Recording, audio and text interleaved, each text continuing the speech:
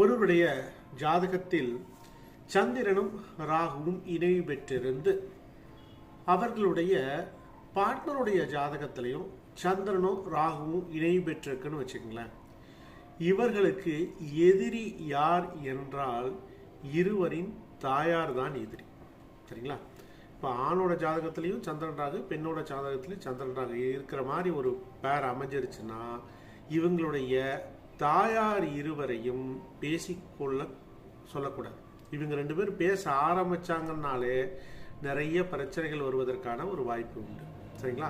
இந்த இணைவு அப்படிங்கிறது ஒருத்தர் ராகுவோட நட்சத்திரத்திலையும், அதாவது திருவாதிரை சுவாதி சதயத்தில் ஒருத்தர் பிறந்து இன்னொருத்தருக்கு சந்திரன் ராகு இணைவுல இருக்கலாம். அப்படி கூட நீங்க இணைவு எடுத்துக்கலாம்.